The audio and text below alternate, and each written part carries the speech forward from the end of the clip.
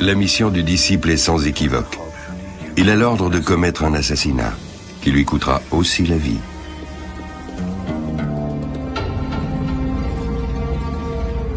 Une boisson enivrante le plonge dans un sommeil hypnotique.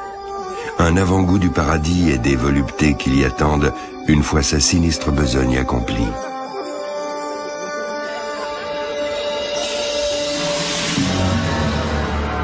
Roi et vizir mourront poignardés par les zélateurs de la société secrète.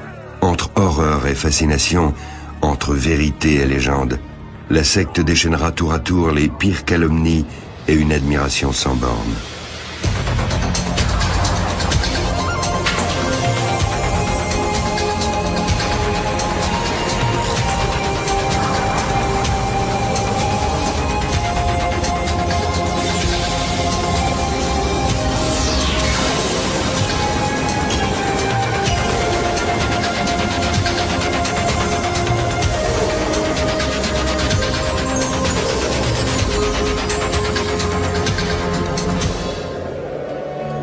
Un piton abrupt dans les montagnes de Perse, loin du pouvoir central. Il y a 1 millier d'années, c'est la base d'opération d'une puissante organisation. Le fondateur de la secte est Hassan ibn al-Sabah. Combattant de la liberté visionnaire pour les uns, terroriste sans pitié pour les autres. L'efficacité meurtrière de ses fidèles est redoutable. Son nom inspire la crainte jusqu'en Europe. Les croisés, venus reconquérir les villes saintes dès la fin du XIe siècle, sont amenés à côtoyer ces hommes redoutés dans l'actuelle Syrie. Un chroniqueur européen rapporte alors les premières rumeurs concernant une mystérieuse engeance musulmane.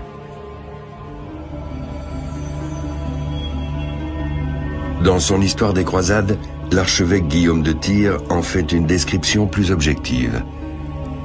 Il existe en Syrie un peuple qui règne sur 10 forteresses. Il désigne lui-même son chef, appelé le Vieux de la Montagne. Sur son ordre, ses adeptes commettent des assassinats, sans peur des conséquences de leur acte et sans jamais songer à fuir. Lorsque le vieux souhaite se débarrasser d'un prince, il lui envoie un de ses fidèles armé d'un poignard. Les Sarrasins et nous-mêmes les nommons les assassins, mais l'origine de ce nom nous est inconnue.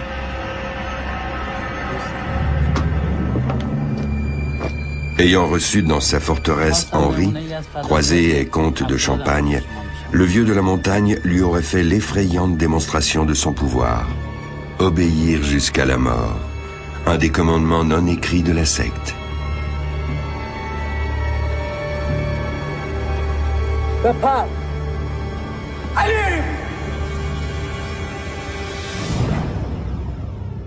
Une des nombreuses légendes, source de fascination et d'effroi mêlés qui entourent la secte. Le dévouement proverbial des assassins devient le thème favori des troubadours européens en adoration devant leurs dames. Vous me tenez plus en votre pouvoir que le vieux ses assassins. Tout comme ils le servent sans répit, j'ai servi l'amour par une fidélité jamais démentie.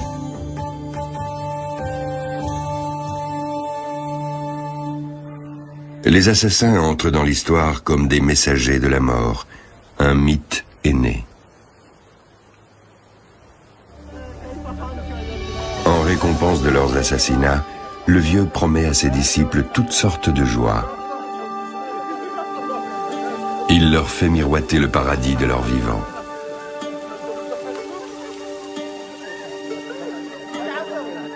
Le maître drogue-t-il ses disciples pour les rendre dociles avant une mission dangereuse? Supposition purement gratuite. Seule certitude, les assassins sont des Ismaéliens, un courant de l'islam. En langage populaire, ils s'appellent aussi Hachichin, mangeurs de hashish. C'est de là que viendrait le mot assassin. The term in Arabic was originally applied to the Ismailis. The term À l'origine, ce terme désignait les Ismaéliens. Les croisés l'ont entendu puis transposé dans les différentes langues européennes. C'est devenu par exemple Assissini, Assassini et Sicini, etc.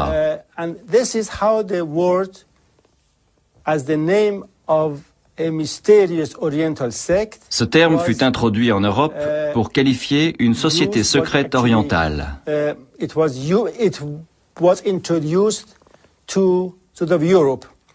Ce n'est que beaucoup plus tard qu'il acquit son sens moderne de tueur professionnel.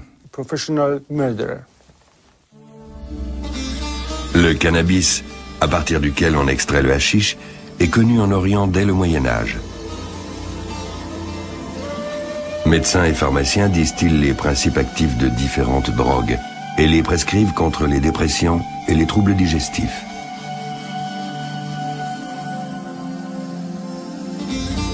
Les musulmans fervents considèrent ces mangeurs de hashish qui consomment du cannabis pour le plaisir comme des dévoyés. Le terme hashichine devient une insulte désignant les dissidents religieux, les marginaux et les partisans des sectes. Une chose que les croisés présents en Orient pour mener leur guerre ignorent. Pour eux, les assassins sont des hommes adonnés à un vice, qui font parler d'eux dans tout le pays en commettant des meurtres spectaculaires. Attentifs aux rumeurs, les croisés restent néanmoins leur garde. L'origine de la secte se situe plus à l'est. Guillaume de Robrouck nous livre des informations plus précises. En 1253, ce religieux flamand est mandaté par Saint-Louis à la cour du Grand Khan de Mongolie. Celui-ci l'accueille avec méfiance. Il a entendu dire que des assassins déguisés se sont introduits dans le pays pour le tuer. Guillaume note: ils vivent dans les montagnes. Ce sont des dissidents, les assassins. Au printemps 1090, 160 ans avant le récit de Guillaume, Hassan ibn al-Sabah se rend en Perse pour une mission secrète. Après un séjour prolongé en Égypte, le voici de retour dans la patrie de ses ancêtres. Il est alors âgé d'une quarantaine d'années. Il voyage incognito, évite les grandes villes et cherche rarement la compagnie d'étrangers. Un jour, un comparse lui apporte une lettre au caravansérail près de Rey, sa ville natale. Mauvaise nouvelle, les sbires du sultan sont après lui. Le souverain voit en Hassan un dangereux agitateur et ordonne de l'arrêter. Hassan évite alors de se montrer dans l'ancienne capitale, près de l'actuel Téhéran. Il parcourt encore 130 km vers le nord-ouest, jusqu'à Qazvin. C'est un célèbre lieu de pèlerinage chiite. L'édifice actuel, qui date du XVIe siècle, a été plusieurs fois restauré.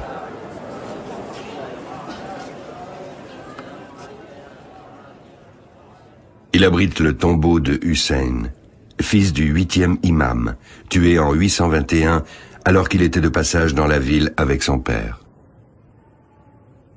Les fidèles prient devant son reliquaire pour qu'il exauce leurs souhaits. À Qazvin, Hassan est certain de recruter des sympathisants. Mais il doit agir avec prudence. Le temps où il faisait partie de l'élite de son pays est révolu. Comme la majorité des chiites, il vénère les 12 imams, descendants directs de Mahomet. Il ne m'est jamais venu à l'esprit de chercher ailleurs la vérité, écrit-il. Plus tard, il s'initie à l'ismaélisme et se forme en théologie. Dès lors, il fait partie de la minorité chiite qui a fait sécession avec le 7e imam, Ismaël, et qui sera persécuté sans relâche. Hassan est donc contraint d'opérer dans la clandestinité. Après des années passées à l'étranger, il souhaite constituer en Perse une armée de partisans dévoués à la cause ismaélienne. Mais pour quelle raison cette communauté est-elle considérée comme dissidente? À sa mort en 632, Mahomet n'a laissé aucune directive concernant son successeur. Suivant leur coutume, Les puissantes tribus arabes élèvent le plus méritant des leurs au rang de calife, de représentant du prophète. Mais les 3 premiers califes sont rapidement assassinés. En 656, Ali, cousin et gendre de Mahomet, devient le 4e calife. Il réside à Koufa, dans l'Irak actuel. 5 ans plus tard, il est assassiné par des rebelles dans la mosquée de la ville. Selon les partisans d'Ali, Mahomet aurait désigné son gendre comme successeur.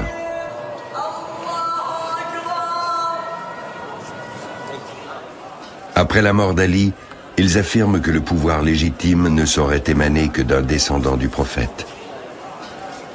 Le conflit débouche sur la séparation de l'islam en 2 grands courants, le sunnisme et le chiisme. C'est d'abord une dynastie sunnite qui s'empare du pouvoir. Hussein, le fils d'Ali, cherchera par tous les moyens à rendre le pays aux chiites. Sa tombe à Kerbala témoigne de l'échec de ses ambitions. Lui et 70 de ses fidèles seront en effet massacrés par les sunnites au cours d'une âpre bataille.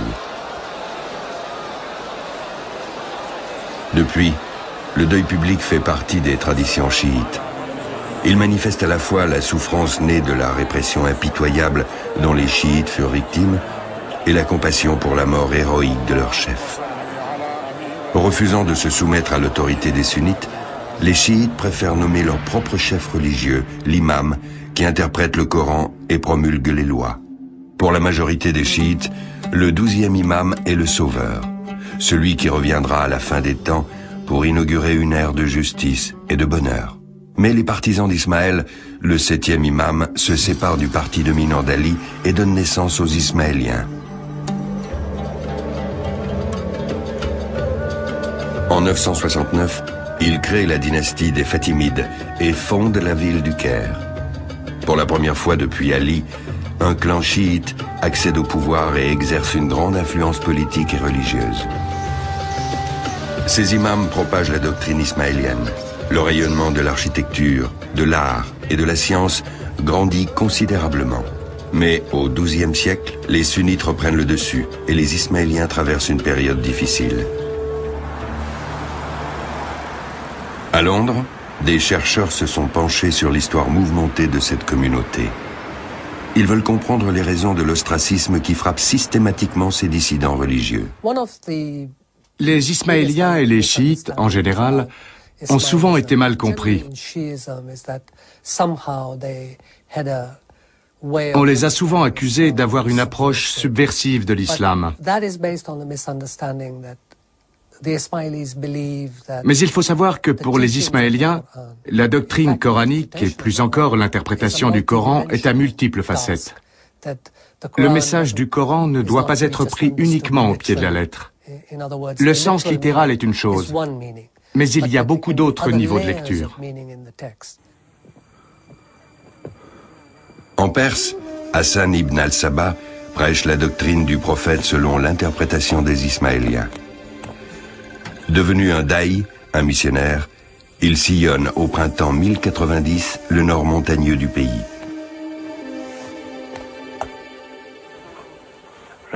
Il tente de convertir les musulmans à l'imamisme, sur lequel, avec l'interprétation des sourates, se fonde l'ismaélisme.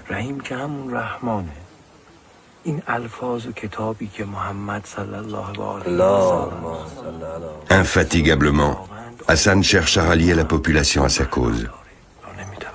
Les peuples des régions éloignées sont particulièrement réceptifs. Son charisme ne laisse personne indifférent.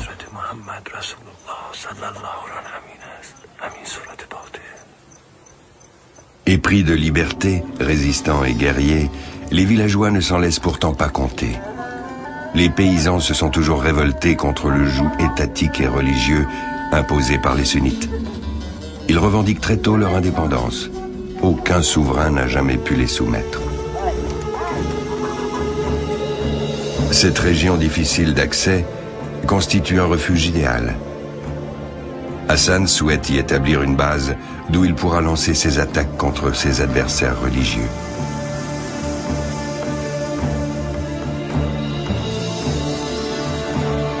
Il trouve enfin ce qu'il cherche au cœur de l'Elbourz. Le pic d'Alamout, la fameuse Alamon des Croisés, se dresse à 2175 mètres d'altitude.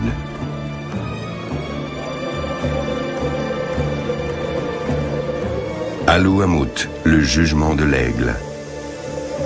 Son nom lui fut donné par un roi dont l'oiseau de proie venait de se poser sur le plateau.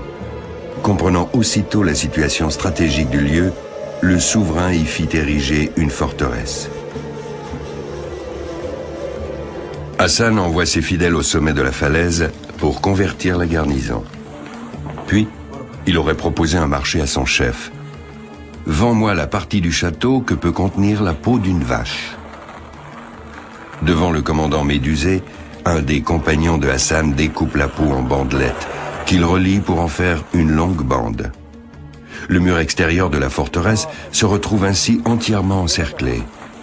Grâce à ce stratagème, l'Ismaélien s'empare de la citadelle. Voilà pour la légende. La vérité est tout autre. En réalité, la forteresse change de main contre 3000 dinars or offerts par un généreux donateur. Peu à peu, toute la région tombe sous la coupe de Hassan, qui répand partout le message de la justice. Il ne faut pas longtemps à ce fin stratège pour mettre sur pied une infrastructure efficace. Un ingénieux système de communication permet aux Alliés d'échanger des informations facilement, quelle que soit la distance qui les sépare.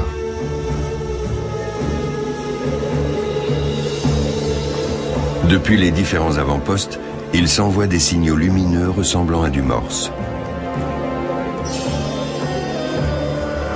En cas de danger, c'est un système d'alerte précoce fort utile. L'armée ismaélienne s'empare de 70 châteaux, par conquête ou par ruse.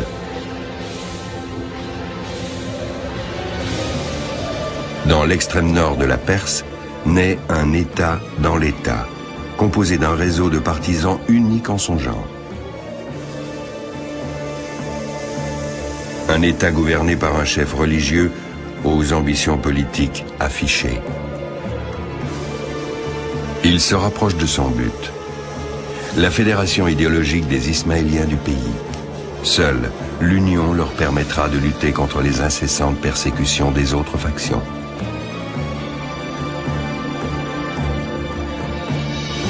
Du nord au sud, d'est en ouest, Hassan ibn al-Sabah étend son bras protecteur sur toutes les communautés ismaéliennes. Depuis peu, les scientifiques s'intéressent de près à la forteresse d'Alamout. Quelques mois par an, une équipe d'archéologues de Téhéran effectue des fouilles dans le château bas. Au pied du plateau se trouvaient jadis les ateliers et les salles d'intendance de la forteresse. Il s'agit de la première étude subventionnée par l'État de ce lieu chargé d'histoire. Sous la houlette de Hamid Choubak, les archéologues mettent au jour des découvertes de différentes époques. À côté d'artefacts en argile, ils ont trouvé des récipients en bronze, des bijoux massifs, de lourdes chaînes en fer et un grand nombre de pièces de monnaie. Les pièces sont frappées à l'empreinte d'Alamout, un indice de l'existence d'un État autonome à l'époque de Hassan.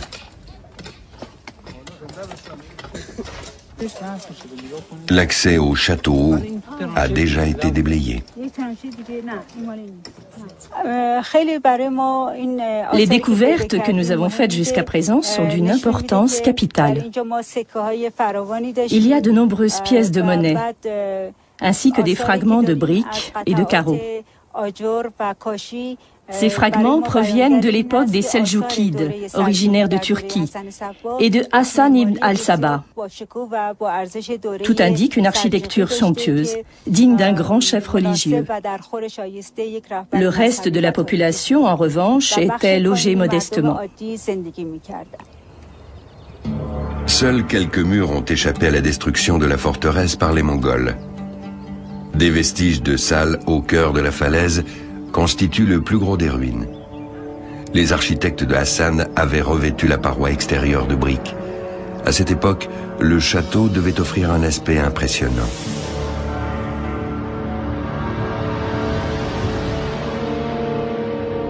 La forteresse est habitée par environ 200 hommes, ravitaillés par les paysans de la vallée de leur plein gré. Ces Ismaéliens convertis ne veulent plus enrichir les seigneurs féodaux. Ils préfèrent travailler pour leur nouveau protecteur. En échange, Hassan leur apporte son soutien. Sous son règne, l'agriculture et le commerce sont florissants. Sa communauté est soudée, y compris face au danger.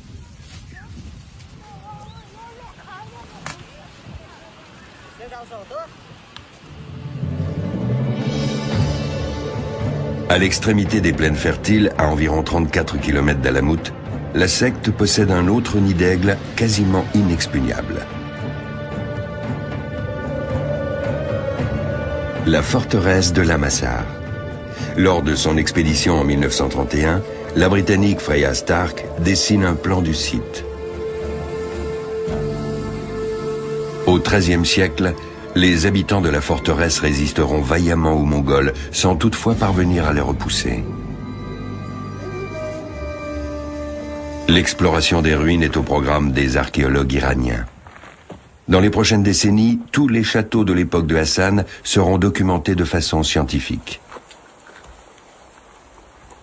La forteresse de Lamassar était très importante du point de vue stratégique. Construite avant l'époque de Hassan ibn al-Sabah, elle servait de base militaire. Lorsqu'une armée ennemie voulait attaquer la région autour d'Alamout, la forteresse en était rapidement avertie. Elle repoussait l'adversaire, l'empêchant ainsi de lancer une offensive sur le quartier général. Les habitants acheminent l'eau des montagnes jusqu'à la forteresse via de nombreux canaux. De grosses citernes stockent le précieux liquide et des réserves sont constituées en cas de siège. À ce jour, les archéologues ont répertorié 16 réservoirs. Mais en général, la ration d'eau quotidienne est puisée directement dans la rivière voisine par un système de poulies.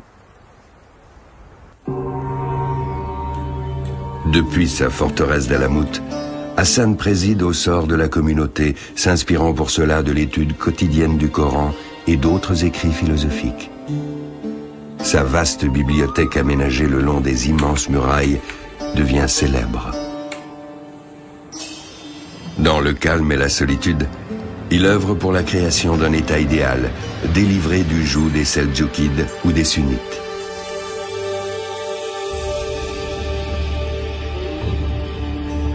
Dans la lointaine Samara, au nord de Bagdad, la mosquée des califes abbassides n'a rien perdu de sa splendeur.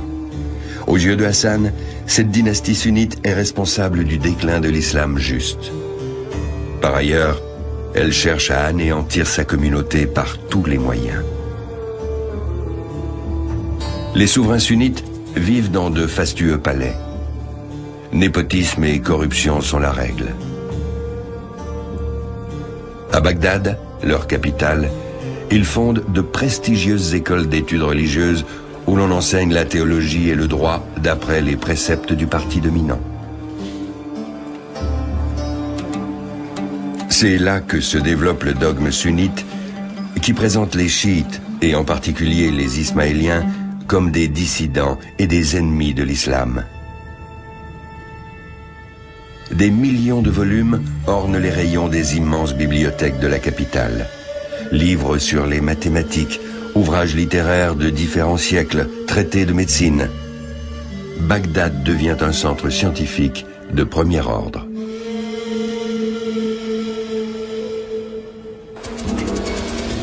Même s'il est le souverain officiel du royaume, le calife ne reste qu'une marionnette aux mains des Seldjoukides, ses alliés.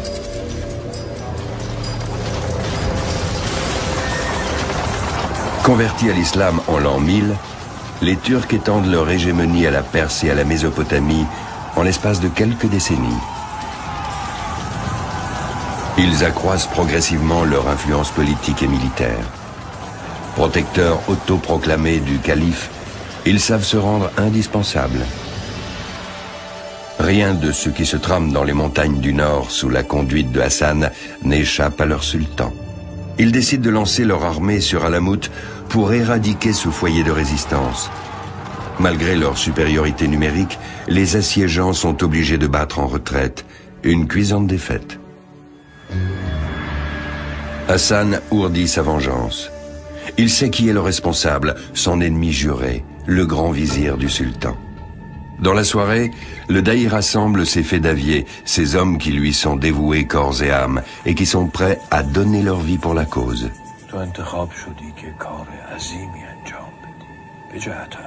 La décision est prise. Le fédavier connaît le sort qui l'attend et la mission qui lui est confiée.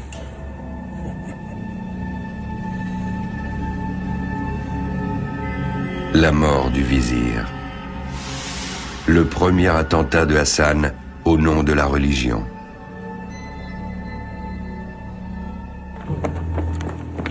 Le matin du 16 octobre 1092, dans un petit village de Perse, l'assassin d'Alamout guette le moment propice, déguisé en mendiant.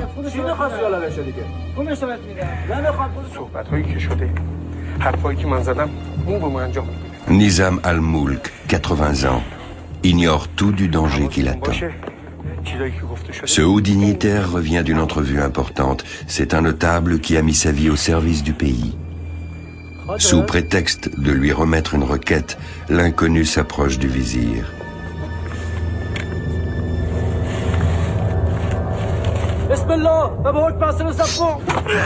En prononçant ces paroles, au nom d'Allah de la part d'Hassan ibn al-Sabah, l'assassin passe à l'acte.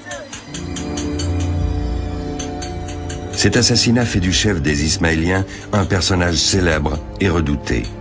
On prétend que le nom du meurtrier et celui de sa victime étaient gravés sur des tablettes. Il y en aurait des centaines. À peine 1/10 ont cependant été retrouvés.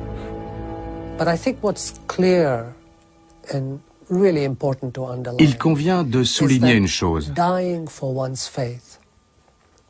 Mourir pour sa foi est une noble cause. Mais tuer pour sa foi, non. Il est important de bien faire la distinction entre le fait de répondre à la violence pour se défendre et celui de tuer au nom de la foi. Plus au sud, Ispahan, en bordure du désert, est la ville des palais, des jardins et des mosquées. Capitale du souverain Seldjoukide, elle est aussi le foyer d'une importante communauté ismaélienne. Ses membres côtoient tous les jours chiites et sunnites.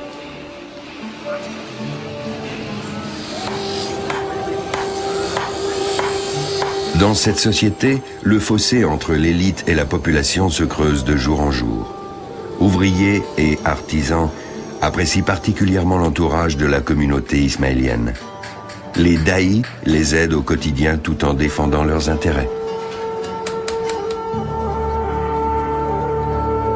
Une forteresse voisine aux portes de la ville leur sert de refuge. Le daï d'Ispahan a conquis en un tour de main l'ancienne garnison des Seldjoukides.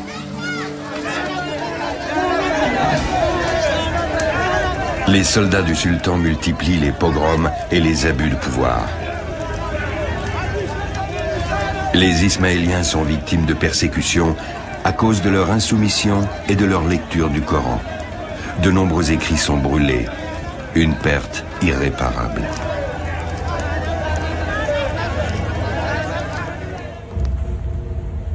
Face aux exactions du gouvernement, Alamout va déclencher la riposte. Le mode d'action est toujours identique. Hassan désigne un fédavier pour un voyage sans retour. Une fois arrivé à destination, le volontaire doit d'abord se mêler à la population sans attirer l'attention. L'exécution d'une mission peut prendre des mois. Cette mission est toujours la même, l'assassinat d'une figure clé du camp adverse. Les hommes de Hassan sont parfaitement entraînés, ils connaissent toutes les ficelles du métier. Souvent, l'assassin prend une nouvelle identité. Son anonymat est total. Ses compagnons ignorent les desseins de cette présence discrète qui reste concentrée sur son objectif.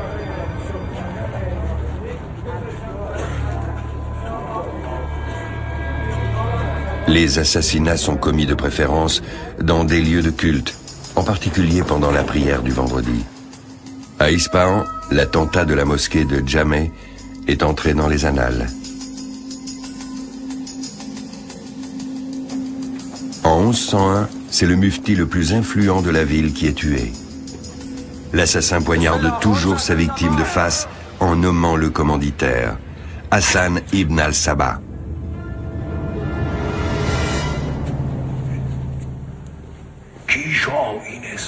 Contrairement à une idée répandue, le seigneur d'Alamout n'a jamais forcé ses fidèles à commettre les crimes en son nom. Il ne frappe pas non plus au hasard. Ses fédaviers reçoivent des instructions précises. Leurs cibles ne sont jamais des civils, uniquement des responsables politiques.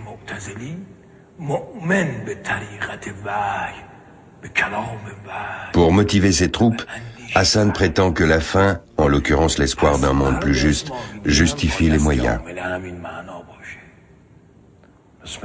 On sait peu de choses sur la vie quotidienne à l'intérieur de la forteresse, si ce n'est l'existence d'un règlement draconien qui s'applique à tous sans exception. L'indulgence et la clémence n'ont pas cours. Il était aussi sévère avec ses amis qu'avec ses ennemis. Il a même fait exécuter un de ses fils, soupçonné d'avoir bu du vin. Vous voyez le genre. C'était un homme dur, austère, doté d'un sens de l'organisation hors du commun. Un excellent gestionnaire. Doublé d'un éminent scientifique. Cet homme cultivé est versé dans tous les domaines, y compris l'astronomie.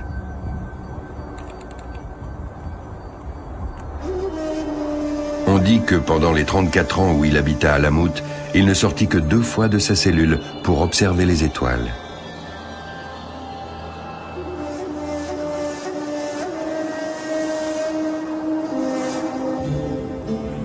Ce reclus consacre le plus clair de son temps à étudier et à faire des expériences.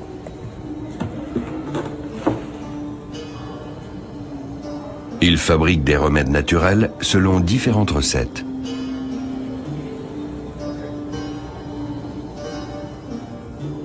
L'alchimiste se fait livrer les herbes les plus exotiques des 4 coins de la Perse.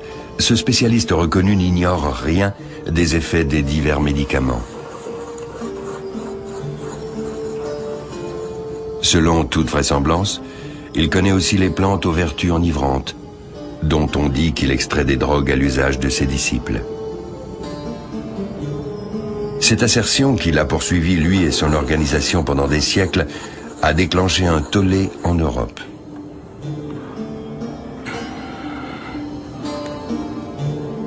Quoi qu'il en soit, Hassan ne dévie pas de sa ligne politique. Pour harceler le pouvoir, il a besoin d'un vaste réseau d'alliés, y compris hors des frontières. En 1102, il envoie des émissaires dans la lointaine Syrie pour y établir une nouvelle base.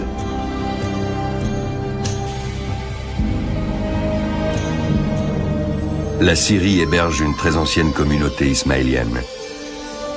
Les envoyés se rendent tout d'abord à Alep, dans le nord du pays. Surplombant la ville, l'imposante citadelle est visible de loin. C'est ici que réside le puissant émir Rodovan, qui règne sur cet important centre de commerce et les terres alentours.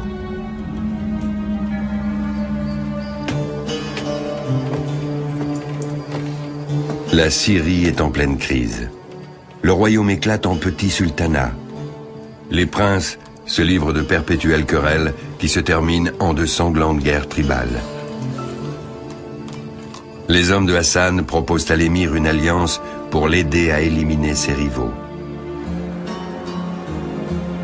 Ce pacte providentiel permet à l'émir de renforcer son pouvoir. En contrepartie, celui-ci autorise les étrangers à faire de la propagande à Alep. En Syrie, la secte suit le même procédé que d'habitude. S'emparer des forteresses, puis endoctriner la population. Les régions montagneuses du nord se prêtent parfaitement à cette stratégie. Les hommes de Hassan tentent de soulever les paysans contre les rois sunnites. Mais les Ismaéliens mettront 30 ans à s'implanter dans la région. En 1132, Ils sont en mesure d'acheter le château de Kadmous à un gros propriétaire musulman.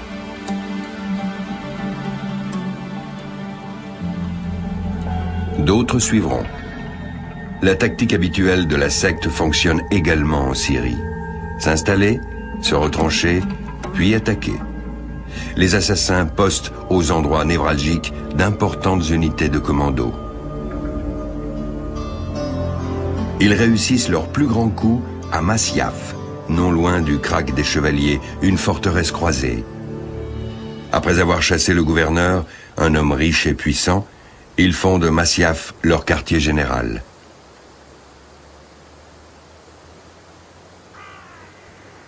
Aujourd'hui, les archéologues tentent de déterminer les différentes phases d'occupation du site. Cela débute au 7e siècle avec la construction du fort d'origine.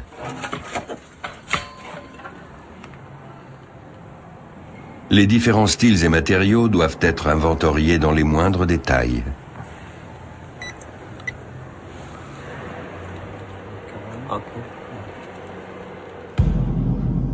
La reconstruction des éléments d'architecture byzantine nécessitera à elle seule encore plusieurs années. Ce n'est qu'après cette étape que les archéologues pourront entamer la rénovation des parties médiévales, une œuvre de titan qui engloutit des sommes colossales. L'habitant le plus célèbre de Masyaf est Rachid al-Din Sinan, alias le Vieux de la Montagne. En 1164, il prend la tête des assassins. Élevé à Alamout par un des successeurs de Hassan, il présidera 30 ans durant à la destinée des Ismaéliens en Syrie. Sa personne focalise de nombreuses légendes qui ne font qu'alimenter la sinistre réputation du groupe.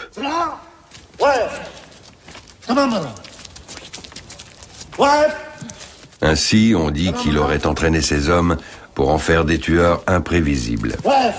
Il aurait même exigé d'eux qu'ils renient certaines lois du Coran. Il instaure un règne de terreur sans limite. Il entretient une peur continuelle auprès des souverains. Nul ne sait quand et où il frappera la prochaine fois. Tels des ombres silencieuses, les assassins s'introduisent jusque dans les chambres à coucher. Ils ne tuent pas toujours. Parfois, ils déposent un pain chaud ou un poignard sur l'oreiller en guise de dernier avertissement et laissent la certitude que nul ne peut échapper à la volonté du Seigneur de la montagne. C'était quasiment une principauté. Un petit État composé de plusieurs territoires dispersés, très bien organisé, dont les membres avaient un sens du devoir extrêmement poussé. Leur mission, d'ailleurs, ne se réduisait pas à assassiner leurs ennemis, comme l'ont rapporté les sources européennes. Elle consistait surtout à assurer tant bien que mal la survie de leur communauté dans un environnement hostile.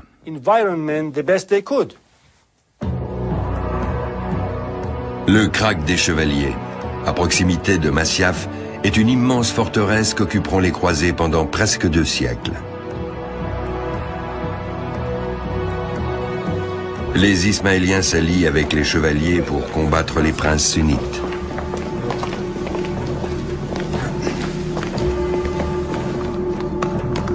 D'un côté, ils échangent des renseignements et commercent ensemble.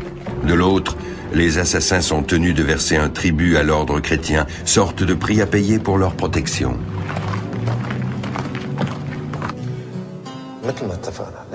Sinan se déplace parfois pour assister en personne à des entrevues hautement confidentielles. Le Daï syrien aperçut très tôt les avantages d'une telle association.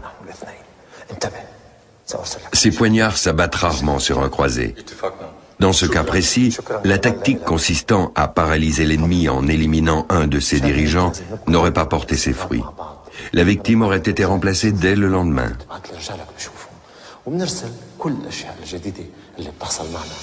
Ce qui n'empêchera pas ces mêmes chrétiens d'accabler les assassins en leur mettant sur le dos des centaines de meurtres, oubliant qu'ils ont de leur côté sacrifié des milliers de vies humaines au nom de la religion.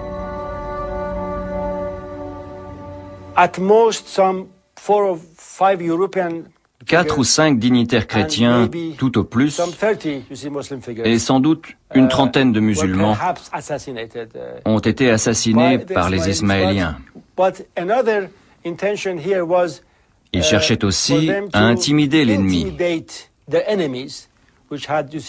même plus puissant qu'eux et capable de lever de grandes armées.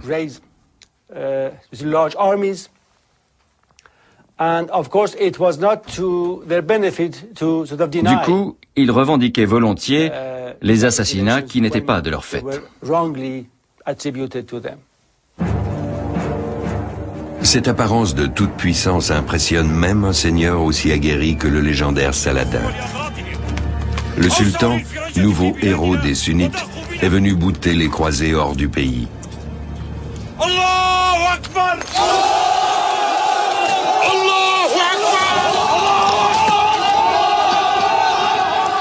Pendant la bataille d'Alep, Sinan envoie un fédavier assassiner Saladin. Mais l'assassin est démasqué et tué par la garde du sultan.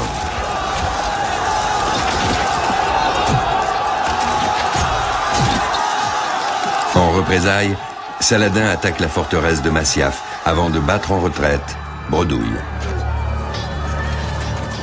Il faut attendre 1273 pour que l'étoile des assassins en Syrie pâlisse définitivement. Le pouvoir des califes et la supériorité de leurs armées ont raison de la secte. La communauté ismaélienne se trouve à nouveau sans protection. Même Alamout, en Perse, est vouée à la disparition. La forteresse succombe sous les coups des Mongols en 1256. Les hordes de cavaliers venus de l'Est déferlent tel un ouragan à travers le pays. Les Ismaéliens résistent vaillamment. Il faut 3 ans aux soldats du camp pour s'emparer de leur principale forteresse. La puissance destructrice des Mongols est sans précédent. Un gigantesque incendie anéantit une importante partie du site. La précieuse bibliothèque de Hassan part en fumée. L'œuvre d'une vie est réduite en cendres, à l'exception de quelques livres.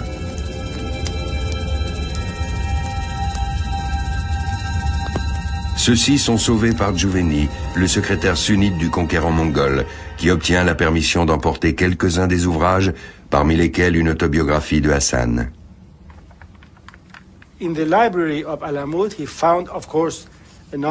Il a trouvé dans la bibliothèque d'Alamout un certain nombre de sources très importantes sur l'histoire de la communauté durant cette période et s'en est servi pour écrire son histoire des Ismaéliens qu'il a mise en annexe de son histoire des conquêtes mongoles. Son portrait peu élogieux de Hassan influencera l'image des Ismaéliens en Orient durant plus de 800 ans. L'explorateur Marco Polo renchérit sur la soi-disant dépravation des assassins. Les miniatures de son livre des merveilles du monde dépeignent le paradis du vieux de la montagne sous des couleurs chatoyantes. Il écrit « Les fédaviers sombrent dans un sommeil provoqué par un breuvage enivrant. Ils se réveillent dans un jardin exotique, entouré de jolies femmes, où ils vivent quelques jours de félicité extrême. » Aucune source scientifique ou autre témoignage ne confirme l'existence de ce jardin des délices, que ce soit en Syrie ou en Perse. De même, la littérature arabe ne fait pas la moindre référence à l'usage de drogue par les membres de la secte. Marco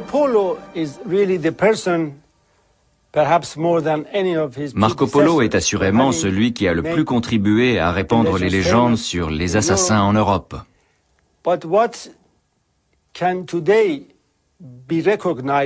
Mais ce qui aujourd'hui est traité comme une pure fiction était jadis pris pour argent comptant et considéré comme la description fidèle des rites d'initiation et des pratiques de cette communauté. Ce n'est qu'au début du XXe siècle qu'apparaissent en Inde les premiers manuscrits originaux des Ismaéliens. Une providence pour les spécialistes. Pour la première fois, nous disposons d'une somme de documents relatifs aux Ismaéliens, rédigés en arabe, en langue perse ou autre, que nous allons pouvoir exploiter de façon scientifique. Nos travaux se fonderont désormais sur des sources authentiques, ce qui nous permettra de rectifier l'image déformée du passé.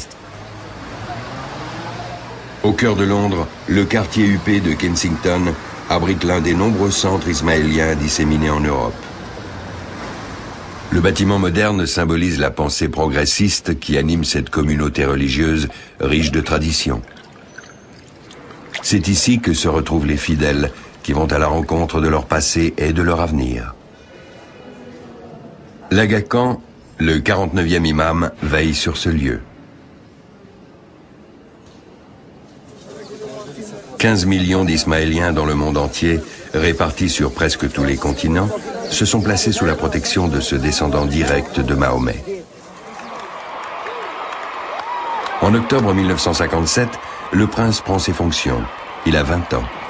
Diplômé de Harvard en histoire musulmane, fin diplomate, il défend habilement les intérêts des siens dans les domaines de l'économie, de la religion, de l'art ou encore de la science.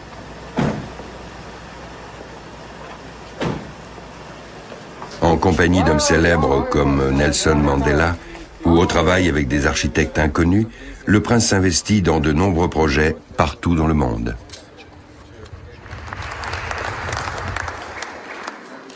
L'attribution de prix qu'il a créée fait également partie du quotidien de cet infatigable citoyen du monde. Ou encore l'inauguration de cette école au Kyrgyzstan dont il a financé la construction et dont il assure les coûts d'entretien. Les étudiants aussi peuvent bénéficier de ces aides. L'imam a créé plusieurs institutions subventionnées par la plus grande fondation privée du monde, le réseau Aga Khan de développement.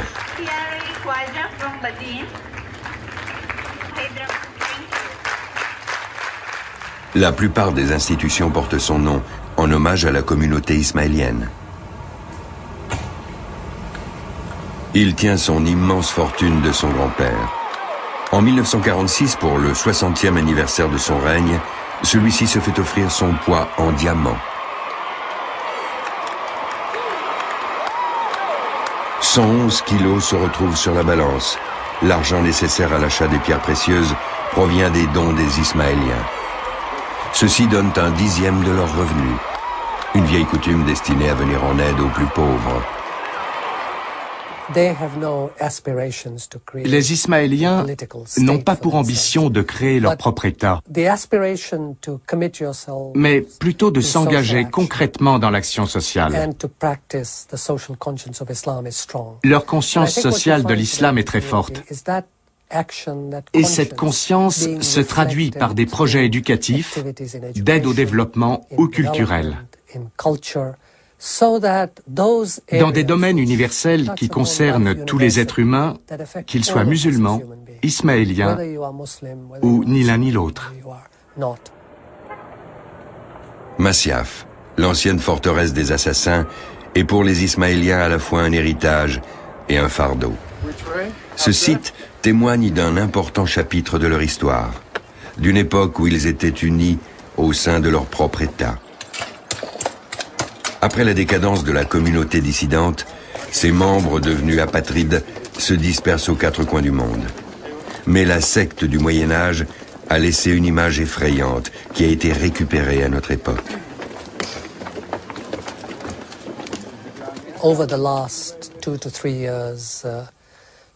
Ces 2 ou 3 dernières années, face à la violence d'extrémistes musulmans, certains journalistes ou scientifiques qui connaissent sans doute mal leur sujet ont tenté d'établir des parallèles entre le comportement de ces terroristes et les Ismaéliens de jadis. D'une certaine façon, le mythe des assassins et de leur secte a été ressuscité. Le meurtre n'est pas une invention des assassins. Mais peu y ont eu recours en tant qu'arme de guerre d'une façon aussi systématique et durable que Hassan ibn al-Sabah et ses successeurs. Le nombre des victimes de la secte est infime comparé aux hécatombes des guerres. D'autres groupes, qu'ils soient musulmans ou chrétiens, ne reculaient pas non plus devant les assassinats politiques.